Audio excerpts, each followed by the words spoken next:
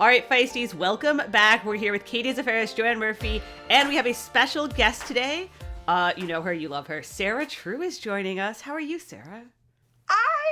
Do you want like the real version? Always, you know it. The sugar-coated version.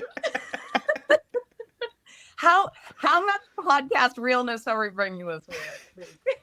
I feel like we used to have like weekly, semi-therapy with everybody. Yeah.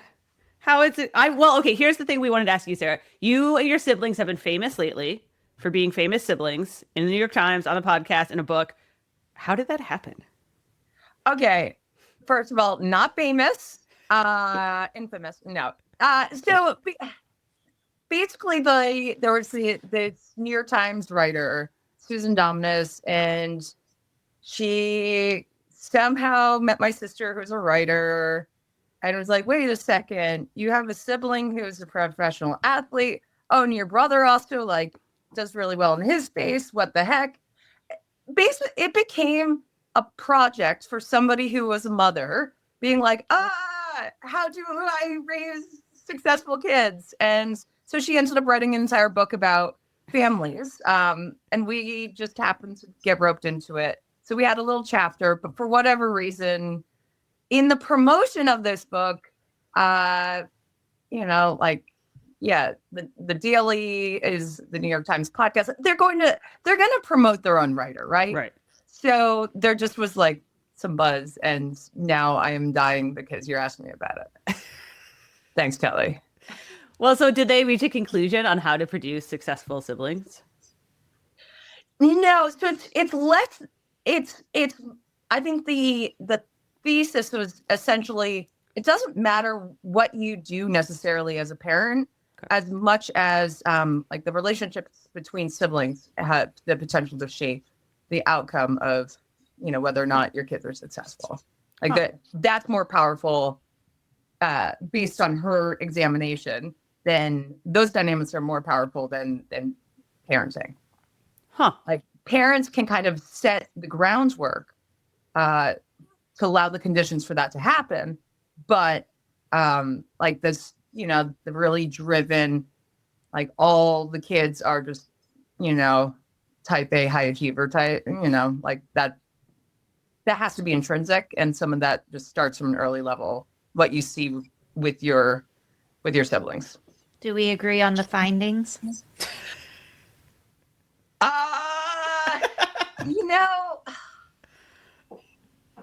It's interesting. I mean, then you get into like, there is actually really interesting research on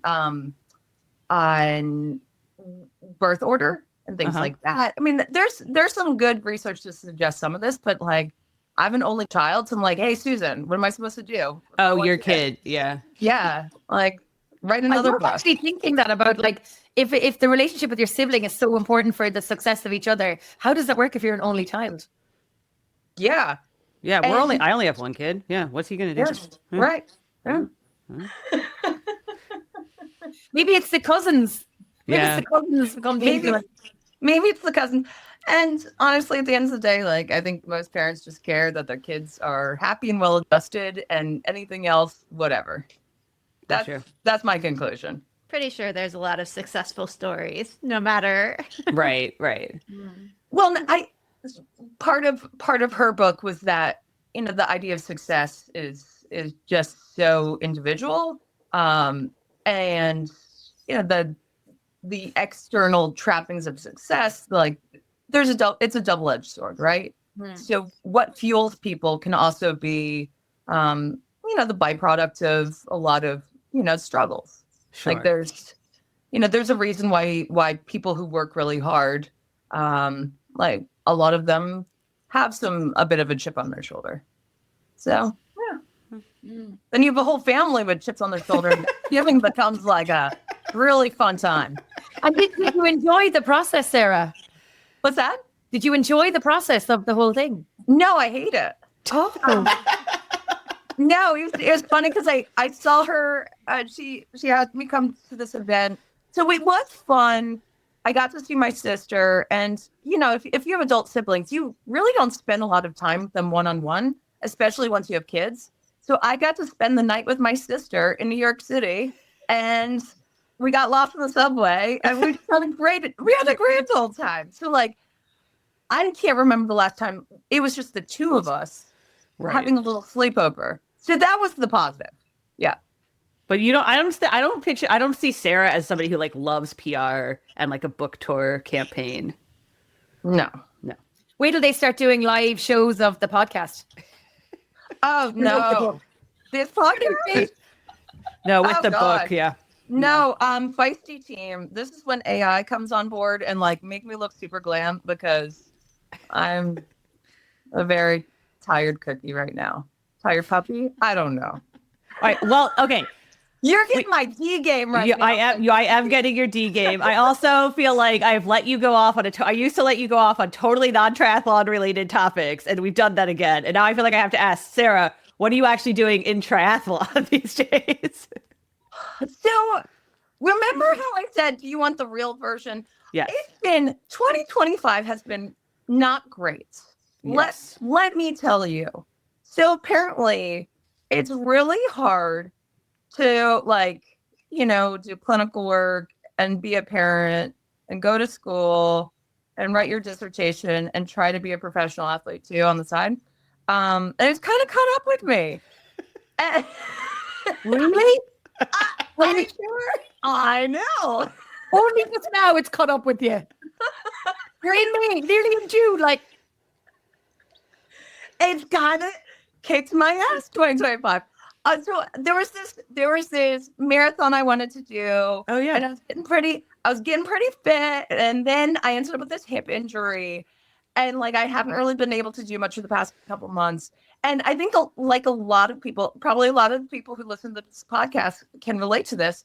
I have used the past few years, I've used triathlon training as kind of the release valve for all the pressure in my life.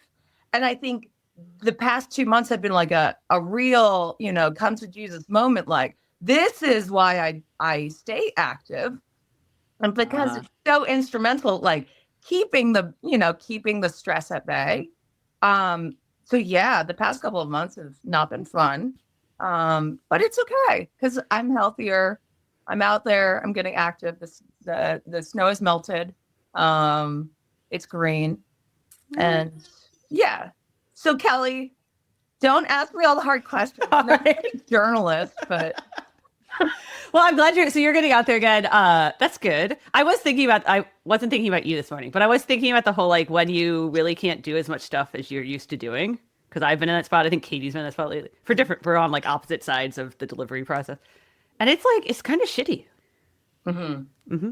Like, there's not a nice way to say, I know you're supposed to be like positive about it, but it's kind of shitty. Yeah. Yeah. Well, because I think we all do triathlon, but we're active because it feels good. And it doesn't feel good if you can't do that sort of stuff. But even if you take away the fact of your opposite ends of the delivery, spectrum, but even for people who are injured, like it's very, very hard if you're a triathlete who's injured and you rely on that, 5 to 12, 15 hours a week as an age group athlete to get outside, like that can really affect you. My physio says motion is lotion.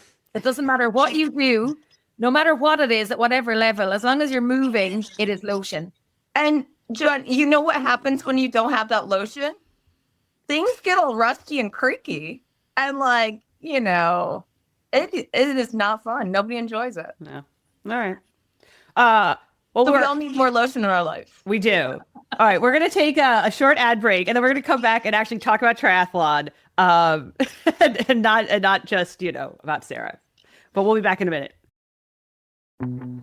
Orca has been a longtime partner of Feisty Triathlon, and we've been excited to see them over the years constantly innovating to create the best wetsuits on the market. In 2022, they came out with 6 iconic wetsuits designed to enhance every swimmer's form. And now, in 2025, they've launched a second generation of those suits, with advances in flexibility and freedom of movement to improve your feel for the water and reduce fatigue. Now, the Orca wetsuits are divided into 2 categories, and in each category, there are 3 suits with different characteristics and buoyancy levels. So whether you're looking for maximum buoyancy or maximum shoulder mobility or a mix of the two, Orca has a suit for you.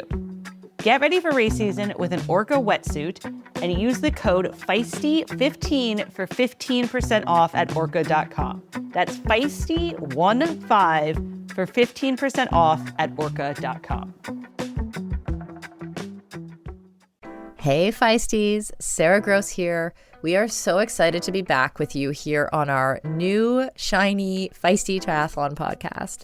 Thank you for listening. I am so glad you're here. I want to tell you about one of the Feisty team's favorite recovery products, Prevenex's Neurify Plus. I use the chocolate flavor myself every day to support my strength training. At Feisty, we only support brands that our team uses and products that deliver results we have seen for ourselves. Prevenex's Neurify Plus is one of the best tasting plant-based and vegan shakes I've tried, and trust me, I've tried a lot. It contains balanced protein, carbs, and fat with comprehensive, high-quality micronutrients to help fuel your health. It also contains probiotics and digestive enzymes, so it's super easy to digest and doesn't give you that bloaty, gassy kind of effect that other protein products can produce. Unlike most supplement brands, Prevenex tests everything with pharmaceutical-grade precision, and they also offer a 100% money-back guarantee. So try Neurify Plus or any Prevenex product today, and you get 15% off your first order with the code FEISTYTRY at Prevenex.com. That's FEISTYTRY for 15% off at Prevenex.com. The link will be, as always, in the show notes. All right, so I told Sarah that she had to actually pick a triathlon that was her favorite result so far this year, because we asked everybody last week or the week before. So what has been your favorite result to date? Ironman Texas. That is what everybody picked, except for Katie. I know. Except for me. It was a great race. Let's be honest. It was super exciting. And just, I don't know, like, It just solidifies how good it was that everybody picked it. yeah. But also, I feel like it's such a kind of slow start to the season. Right. I don't know if anybody else feels that, or else I'm just so out of touch with what's going on race-wise. But it feels like it's been slower. There was like a long gap for sure, especially with the WTCSs, right? We had the one in February, and then we didn't have one until last weekend. So It has been sizzling hot though. The season, like the racing has been sizzling. Yeah. The results that are coming through, the performances have been absolutely epic. Are you excited then about Hamburg this weekend? Now, because we're going to have Kat and Laura facing off, right? And okay, so I've never raced in Hamburg. I think both of you have. Why is it so exciting? Like, what is the deal? Why is it like fun? Well, from like World Triathlon side of things, it's just like the atmosphere is, there's just so many people lined on the streets cheering you on. Like, it just feels epic. And I've obviously never done the long course race, but I'd be interested to know Sarah's experience, like having seen you've seen both sides, right? So yeah, I've only raced short course in Hamburg, but okay. I mean, there's a culture for watching endurance sport in Europe that we just don't have in the US. So you have all these people who are really, really pumped to watch Ironman or to watch, short course racing, whatever it is. I think this race is going to be really exciting because it's flat and it's fast and you have a very strong field and it's part of the series. I think, you can't escape the fact that like there's something about these races that have been going on for a long time where you have the history. It's kind of a triathlon city in a lot of ways. Yeah, and I think the course lends itself as well to that excitement for the spectators because it's a 2-loop bike course, but a 4-loop run course that runs through the city. So there's parts of the bike course that go past some of the iconic locations within the city or just beyond it, maybe out beyond the city. But that 4-loop run course means that the spectators are all jam-packed into one kind of, I'm going to say 7 to 10K loop area. And I think that makes a difference to actually getting the vibe from the spectators and everything as well. And then it's in the center of a city. So you have people who have no interest in triathlon and they literally see what's going on here. There's lots of noise. What are these people doing running around in these crazy tight suits? What are those bikes? Like, wow. And suddenly there's an interest from the general public, even aside from the triathlon fans. And then, as Sarah mentioned, like the lineup for Hamburg this weekend for the European Championships for the women it's incredible. Right. There's 4 of the top 10 from Nice racing. Mhm. So you have Laura, Kat, Marjolaine, and Jackie. Yes. 4 of the top 10. Not to mention, Anne Reichman is there. She's our 2025 African champion. You have Danielle Lewis. You have Solveig, who won in Venice Gisolo. She's doing her very first Ironman pro race this year. Sarah Spence, Els Visser, to name just a few of the pros that are there this weekend. Like, it's going to be off the charts, I think. Yeah, I was thinking about Sullivan because I was thinking that there's a couple people doing their first, like their debut Ironman over there. There's actually like quite a lot of pros doing a debut Ironman this year, I think for various reasons, right? Like, so that's always interesting to see because you never know like who's going to turn out to be really good at it. Yeah, and they're kind of like dark horses, I think. Right.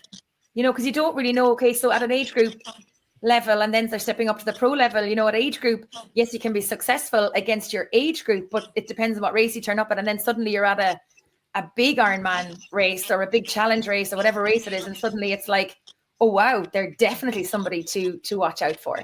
Yeah. Or if you're a short course racer and you move up, like, you know, some have moved up very easily. Others, it's just not a great fit, or interest wise, like they just don't have the same passion.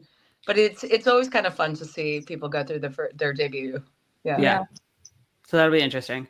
I was thinking when you said short course athletes moving up, obviously here we have the T100 in San Francisco, which I'm going to go over to, which is like, they always say it's the Alcatraz course, but it's like, it's not really the Alcatraz. Like, you don't have to run through the tunnel, that Sarah like hit her head on one year in Alcatraz.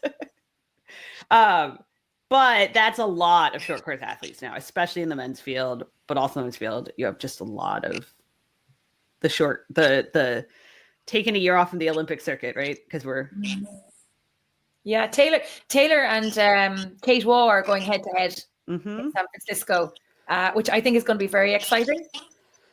Yeah, and Julie Darren and Ashley Gentle will both be here. I think one of the things that's like a little, obviously, like we've talked about this before, is that like they do have a hard time getting all their contracted athletes. So there's only 10 contracted athletes. And so you do have 10 wild cards. You do have Holly Lawrence as a wild card, which is interesting because she's coming back like post-pregnancy. But that's also just like, it's a tough thing for the PT. It's just, I don't know. It's tough, right? It's tough to run a contracted sport when everybody gets like, it's triathlon, when you have injuries and Well, and like it's interesting to have the wild cards. Like I kind of like it because sometimes it's very surprising like how they do, and just being able to have that opportunity, because I mean, maybe not no one's more hungry than a athlete given an opportunity that they didn't expect, but like those athletes come in and they're like ready to go, ready to perform. And I'm excited because I was just looking at it and I forgot Jess Learmont's going to be there. And yes. so that'll be quite the swim and bike for sure. Well, like last year, this one took them like 8 minutes or something because it was with the current. Yeah, also true.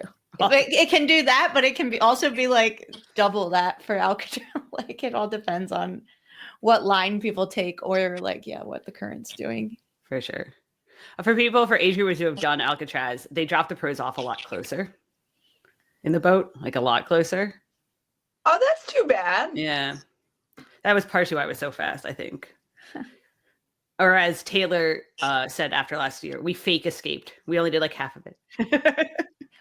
Wait, but what is that? What is that reason? I never knew that. It had to do with just like, it's a different boat that they have. Like it's not as big a one, and it just had to do with like where the currents were and where they could position it. Oh, interesting. Well, hopefully they have a longer swim, because I think that will really change the dynamics in a fun way. Yeah, for sure. Do they have to wear mittens again? I don't know. As we talk about rules. Right. We're gonna talk about World Triathlon rules later today. And yeah, the World Triathlon rules last year required them to wear mittens, which was weird because none of the age groupers wore mittens. So yeah. And then the other big race is the World Triathlon one this weekend, and it's a new course, so no one knows what it's like. But Katie got the intel for us. Well, I asked Summer Rappaport if she liked it, and she says she's sad how long they were in Cagliari, because she said it's really beautiful. And not that Cagliari is not, but I think just the towns a little more like inviting. And from I had said last week actually that I thought the course was relatively simple, but when I went to look at the maps, it has some rolling hills and pretty technical bikes. So I'm excited because no one has an advantage because nobody's raced it before. So True. maybe the people who have been there if it's rideable ahead of time, but it'll be a good race. Do you think we have two, like, because we had WTCS last weekend, we have one this weekend, so it was 2 week gap, and then I think there's another one in like 2 or 3 weeks, right? So like, is that too many, too close together? With how big the space was originally, I feel like it's a lot to like have back to back. It used to be more evenly spaced out where you'd have like one in early March, one in mid-April, one in mid-May. I feel like they're just trying to get caught up to like having none in the beginning, and then it'll space out again. I wonder if that'll affect, like, I don't know. I mean, are a lot of athletes doing all three? Not really. I'm actually not sure. So I'm wondering if it'll affect like people who, you know, are able to turn it around quicker. Well, and also these are like back-to-back Olympic distances too. So they're not, it's not sure. Yeah. Actually, I saw Gwen's post and she had mentioned how 2 weeks is kind of like an odd time because like if it is back to back, then it's literally just like recovering from one race to the other. But like when it's 2 weeks, you're like, it's such a like long recovery and then like getting ready for a race. It does throw it off just a little bit more because you can't really get any momentum. It's just kind of maintenance. Yeah, so for sure. Yeah, it'll be interesting. All right. Well, we were joking. We're gonna. Sorry. I was just gonna say from Japan, it was like pretty big travel too. So I also heard a lot of people got sick in the hotel, or a lot of the athletes from like one hotel got sick in Yokohama. Ooh. I heard that from Spivey. I don't know, who is here for the T100. So, but I think that's not uncommon at some of these races where everybody's sort of traveling together. Somebody gets sick and it just sort of spreads. So. I think as well, like you're traveling a long distance to get to Singapore as well from all corners, you know. So yeah, it's I think it can happen quite easily that if somebody arrives with a small bit of maybe food poisoning or something and it just spreads like wildfire. Right. Yeah.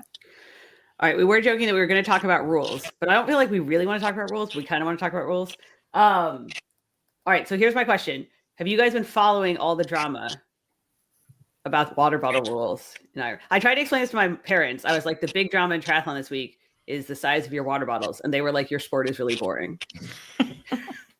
I was going to say, that's probably a very good test for how interesting our rules are. I'm intrigued. Tell me, Kelly. Tell me. All right. Listeners are dying to know. All right. So I did listen to like 75 minutes of Jimmy, the head referee, like explaining the rule implementation. So I feel like I have to. All right. Here's my short version is that Ironman, World Triathlon Institute's rules, Ironman changes some of their rules or like goes back, right? Like obviously some rules are adjusted from World Triathlon. And then there's enforcement varies from country to country, right? Because in the US, the USAT rules or the USAT refs, right? You see what I'm saying? So they've been trying to crack down on the crazy hydration systems that some of the pros were using last year, right? Where they were just like attaching everything to their bike and claiming it was a water bottle. And then clearly it wasn't really a water bottle.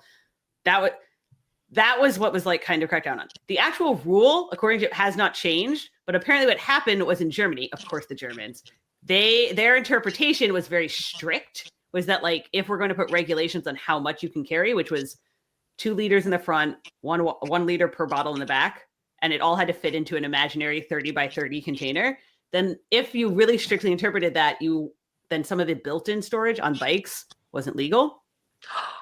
But that was like this very strict interpretation. So the World Triathlon like came out with a interpretation document, and that's kind of what caused all this controversy. People were like, "Oh, my bike won't be legal," but it's like it's a weird thing because you listen to 75 minutes, and basically it comes down to like they're like, we're not really going to enforce that, but it can. But sometimes the ref on the ground might have a different interpretation, and yeah. So basically, as an athlete, use common sense. Yeah. If you're That's sort trying of what to it's get gotta away be. with something, maybe an official's going to say something. Probably. That's the takeaway I'm getting. Yeah. All Did right. you, sorry to cut across, did you put triathlete and common sense and lycra in the one sentence? There, I mean, how long were you an athlete? Like, how long are you in the sport? It's race day morning. You're putting your water bottles on your bike or wearing lycra. Your brain goes to mush. Well, for the age groupers, maybe not the pros. Yeah, but the ones who are designing weird things to fit onto your body, your bike, Okay. like there's a lot of planning that goes into it. Okay. You don't have race brain in that moment. Like No. this is a carefully calculated decision. Okay, fair. Okay, Katie but wants I to come need in there now. I need to be caught up because you're gonna have to pardon my ignorance on this of like why this became a thing and what was Because- being carried instead of water bottles. Because the pro men went crazy. I feel like Sarah's good. We're getting a lot of feedback, but I feel like a fair assessment is that the pro men went nuts with like trying to get away with fairing and claiming that it was a water bottle or hydration. Like they were shoving things down their suit. They were like putting what they were claiming were water bottles like in front of their face because it like created an arrow shield. Really? I think we need to send Katie some pictures. I was Google like, it. and now I told you I was uneducated before we started, and now I'm like really like. Well, No, seriously, I'm they put gonna- their water bottles down inside their tops, and the boys are just like, whoo. It's literally to go faster. Mm-hmm. Wow. Because there was like, and so it sounds like at first even the refs were like, oh, that's weird. I guess that's hydration. And then basically everyone started to get wise to the fact that it actually is aerodynamic and they were trying to get away with stuff. So Kelly, based on your listening to 75 minutes of the podcast, what is your key takeaway? my key takeaway is the pros, if you show up with like something crazy, you may have to like modify, particularly if you're racing somewhere with strict rules like Ironman Hamburg in Germany, because they interpret rules very strictly. If you're an age grouper and you're just riding a off-the-shelf bike that has built-in hydration, like you should be fine, right? Like they're not going to require you to like undo your built-in system on your bike. That's my sense. But now I've said that, and now I'm sure like one person will get in trouble and they will be mad. So Well, the Jimmy's gonna rules are listen to there. the They can podcast read and the be rule like, book. Yeah, Jimmy's gonna be like, that's the takeaway from 75 minutes of my podcast. yeah. Come on, Kelly. He's the head referee and he was getting very annoyed with the pro men and some of their ridiculousness last year. So Fair enough. It was ridiculous. well, it's ridiculous. Okay, so talking about rules though, Kelly, I'd love to ask, what's the rule that gets, confused all the time? Like the definition of, I'm going to start with this one actually, because my pet peeve is outside assistance. What is outside assistance? Can I hand a water bottle to a spectator? No, you can't. Can I give my gilet to a spectator because it's too hot? No, you can't. Can you carry my wetsuit to transition when I have to run 1 kilometer from the finish line of the finish of the swim in Wales up the zigzags in Tenby all the way down to the transition area because it's really heavy to carry? No, you can't. That's outside assistance.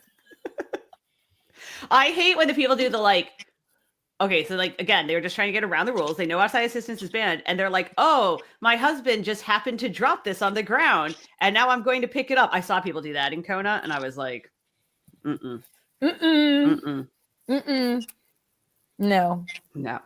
And the other one I don't get that people don't get, and I spend a lot of time on the finish line at races.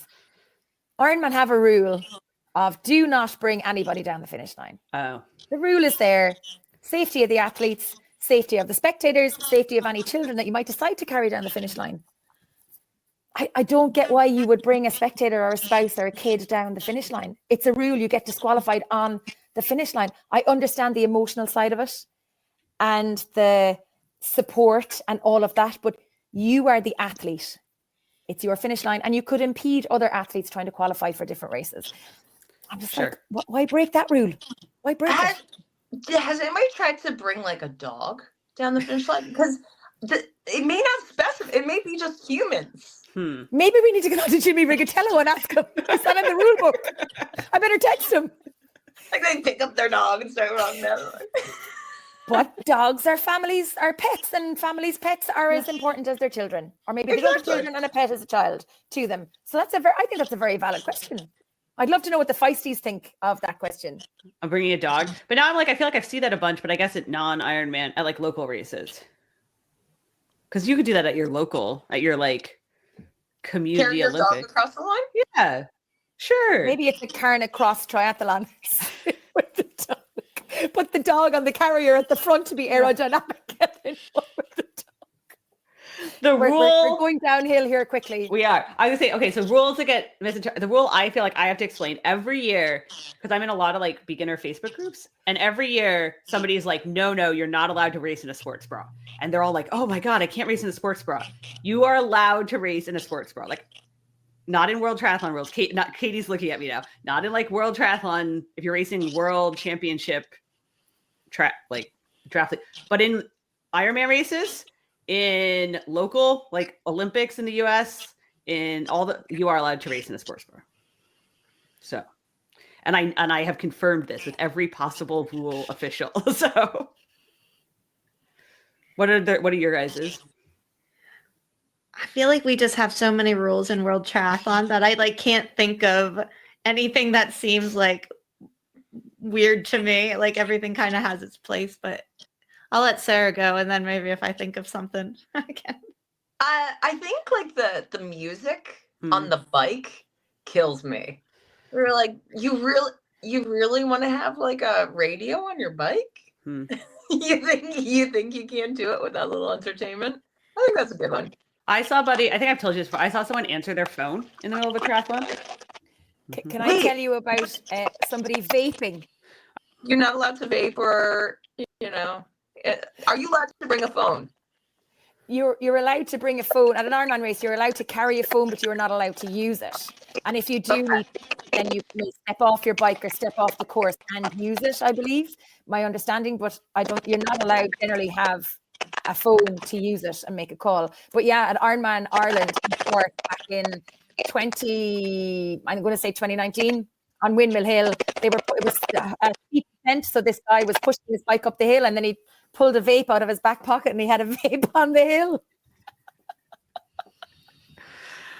I was trying to think of like the craziest things I've seen. Worldwide. Yeah. Oh yeah. So I saw the girl answer her phone in the middle of a race. That was weird. She like took a call, and the best part was that in the call she was like, "Yeah, I just finished the bike. I'm gonna start the run." So you're not allowed to do that. And I think Katie, to your point, there's a lot of rules that are rules in World Triathlon, and then they adapt them for like long course or for like local sprints and like, so a lot of the rules that you guys are used to then get like kind of common sensed for your random local Olympic. My biggest one I would like didn't agree with, and I still have I can see the side of it, but when like Jess and Georgia got disqualified for crossing together, I like really had a hard time with that, especially because in Cozumel, like Alistair and Johnny and didn't get disqualified. But you know what? They put that rule in place after that. After that, okay. After Alistair and Johnny. Wasn't that a thing back then too? Like I felt like it still was that's like an outside. Well, I guess it's an inside assistance. Inside assistance, yeah. But there was because there's so much. I remember I went down this hole. There's so much outrage after Alistair and Johnny like carried him across the finish line that then they implemented a rule that was like you cannot assist someone forward, like sacrifice your whatever. The way it was phrased was like you can't sacrifice your own race. So then that rule is in place when the other two cross the line together. You're like, oh. Yeah. I think the whole Johnny Alistair to me. Yeah, I think the whole Johnny Alistair thing was though that Johnny like needed medical assistance and should have been attended to. I think that's where that issue came from. Sure. Rather, if he had left him there and medical had attended to him, well, obviously he wouldn't have won the race because he threw him across the race. There was a lot at stake. But I think that's maybe where that came from, that like if he didn't need to be literally carried over the finish line. But then in marathon races, we see runners being carried across the finish line in those last 10 to 20 meters. This is they're not going to run in to win the race, but they're regular age group athletes crossing the line that need some assistance. So I don't know. I think when they're like 2075th, nobody's like that worked up about it. Yeah, Hang on, if I was mean, 2075th in the 50,000 person marathon, I'd be happy. Yeah. but they anything goes in those marathons. They also have people live streaming them as they're Yes. running along. Yes. Different rules. Totally different. Sorry, Sarah, we muted you and you weren't talking because we're getting feedback. So I can see you being muted myself too. Sorry. The most important thing, though, out of all of these like whole water bottle rule thing, was that I asked one of the pro women, to videotape the pro meeting at the like Ironmans this weekend, because I am sure that pro meeting is just going to descend into chaos of people arguing about water bottles. I better warn Paul K in Hamburg and let him know. Because if you've ever been in one of those pro meetings where everybody starts asking like very, very specific questions, it's actually quite intimidating for us as an announcer doing a briefing. It's quite intimidating because, it's your livelihood. And, we're there as the voice of the event to share the general information. So when it gets to that technical bits and pieces, it's so important that the referee is there to actually answer those questions.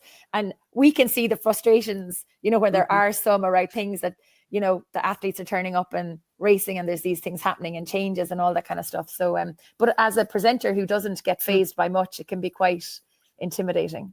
I'm not saying the athletes are intimidating, but the environment can get intimidating. But it's we always love it. interesting how to your point, how it like spirals. And I know as an athlete, I'll be sitting in there thinking like, wow, I would have never thought either never thought to have this question or never thought to do this action or never interpreted it this way.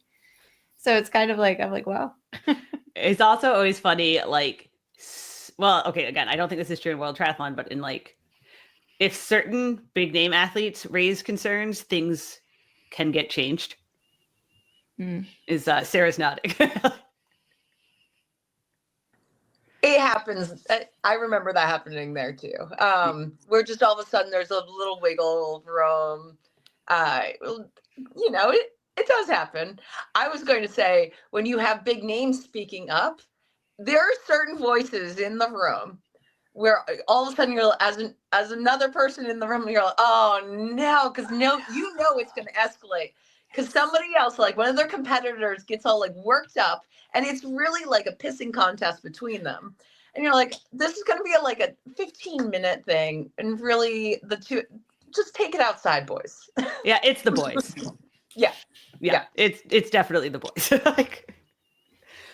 All right, the other big thing last week that we didn't talk about it last week on the podcast because they just come out, was so the Women in Tri UK group, which we've worked a lot with at Feisty.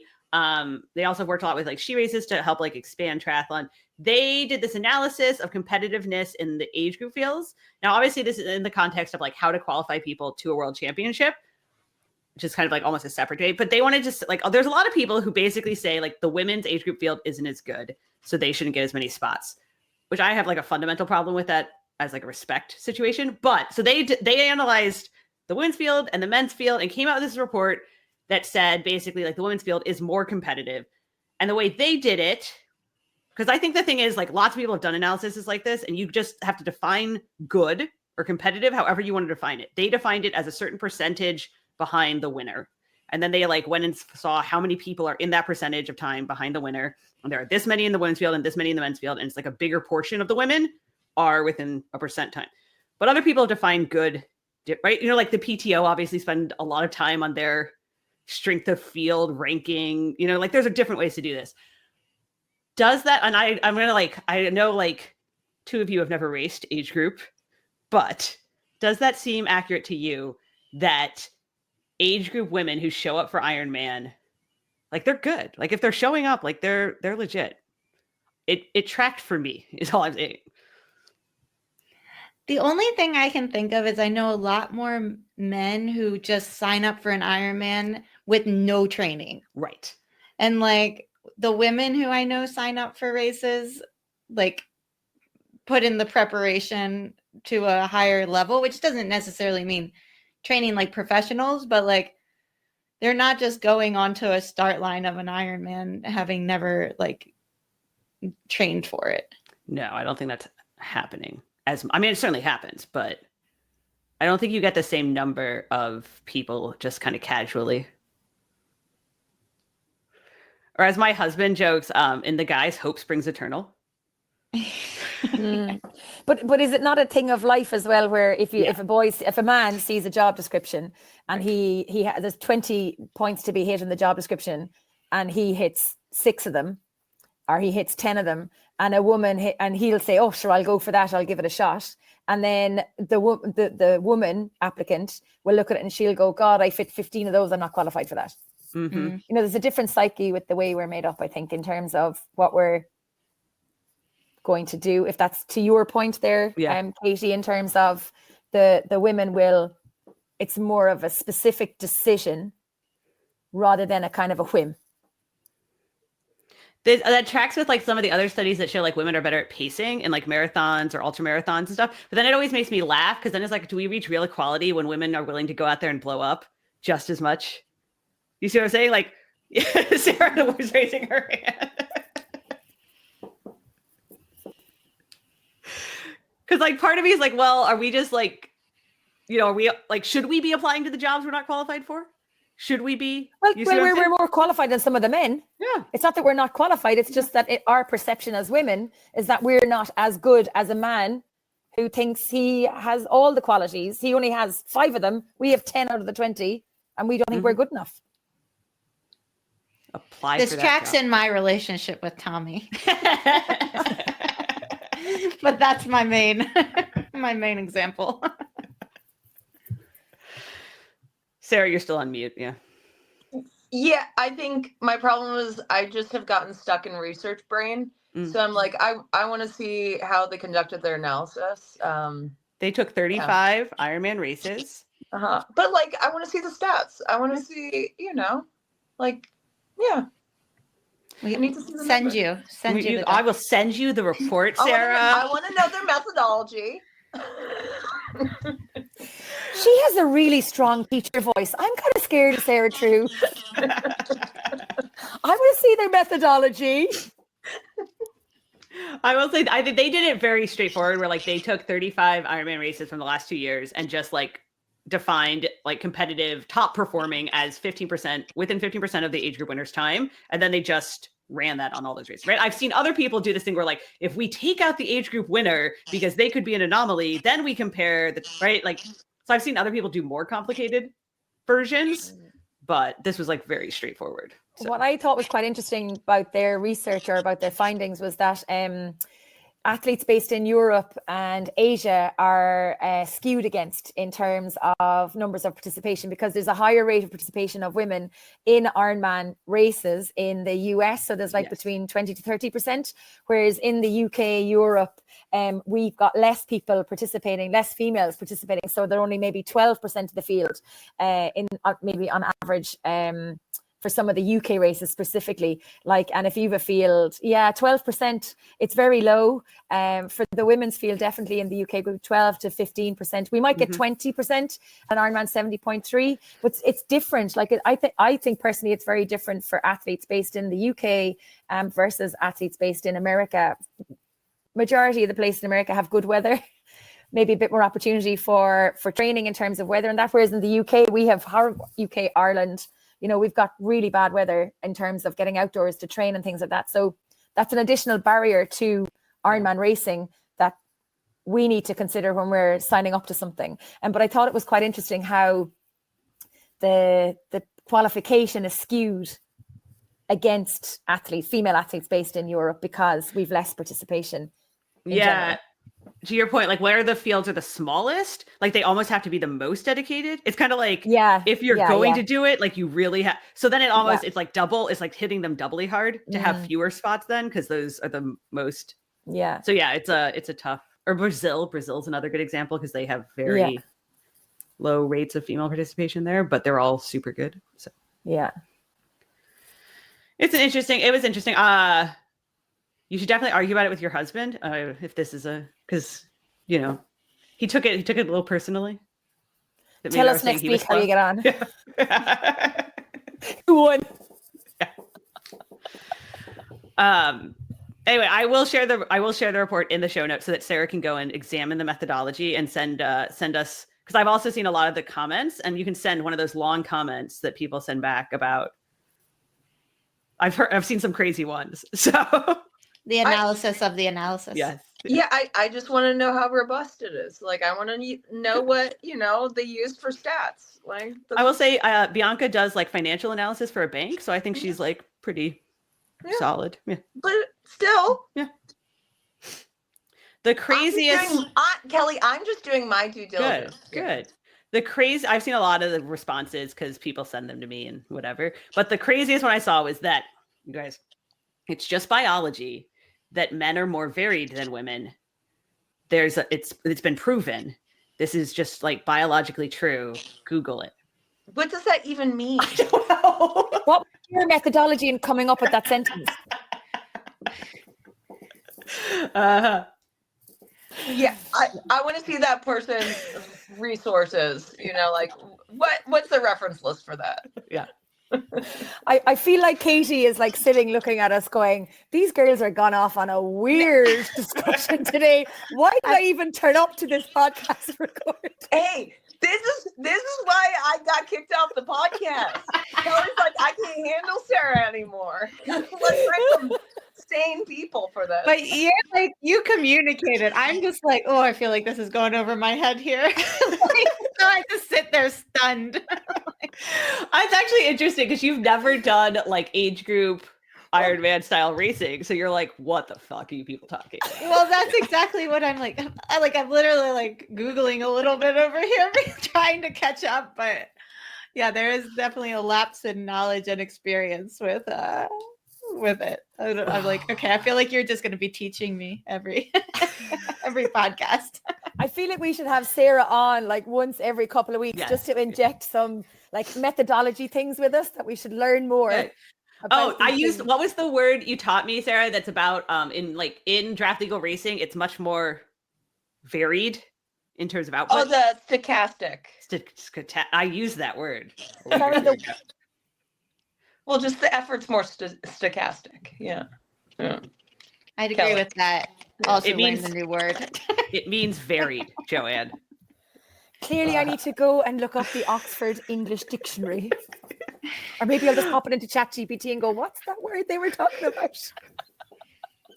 All right. I used to let Sarah finish with a random question. Do you have a random question for us, Sarah?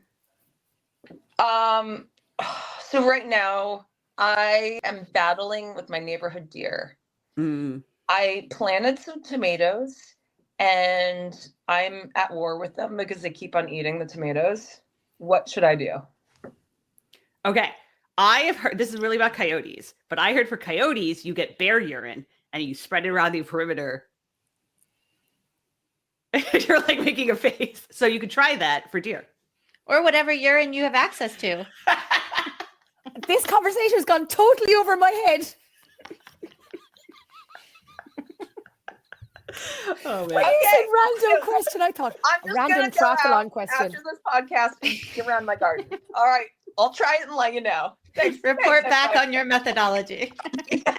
Why don't you just get a jellyfish sting as well while you're at it and it'll fix it? Oh, man. All right. Well, thanks for joining us, Sarah. And thank you, all your Feisties. We will be back next week with a different show. Very different show.